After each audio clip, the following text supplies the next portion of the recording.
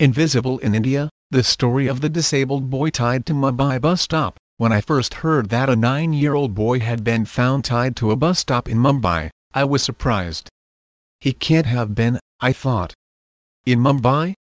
When I found out where the bus stop in question was, I was even more surprised. I passed by that area often. I'd never seen a young boy chained to a pole.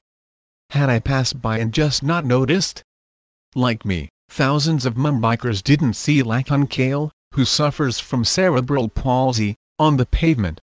According to the last census conducted in 2011, around 26.8 million people are living with disabilities in India. That's 2.2% of the population of more than 1.2 billion. Other bodies, including the World Bank, say the figure is much higher. However, many of disabled people, like Lakhan, are allowed to quietly fade into the background in a populous country racked by poverty, where the worth and survival of many depends on their ability to work. Let me tell you Lakhan's story. Life on the pavement. In addition to cerebral palsy, the general term for a group of neurological conditions that affect the body's movement and coordination, Lakhan is deaf and mute. He was fine when he was born. In fact, he was a chubby baby, his paternal grandmother Sekabai recalls.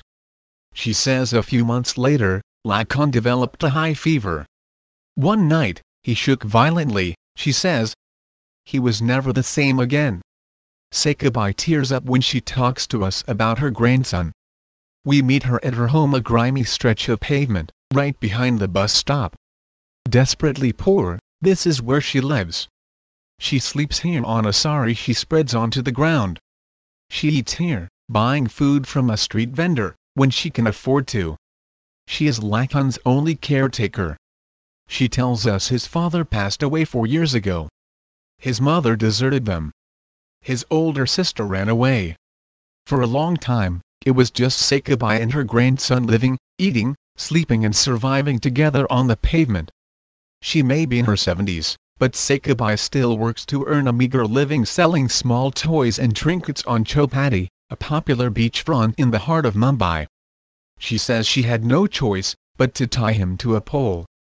He is deaf, so he would not be able to hear traffic coming. If he ran onto the road, he'd get killed, she says. See, it's a long rope, Sekabai says, as she shows me the frayed cloth she would use to tie Lakhan's leg. I notice many of them, tied to different poles. Lakhan is not alone. There are many children like Lakhan in Mumbai, says Meena Mehta, a social worker. Mehta has been involved with this case since the end of May. Lakhan was taken into care after a photographer published his photo in the local newspaper.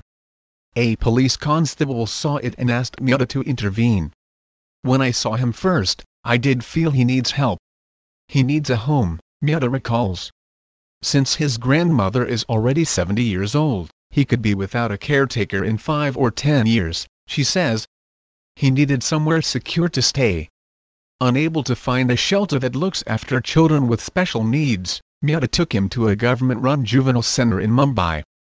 Lakhan is there now, but Mehta isn't happy, because it's not a home for children with special needs.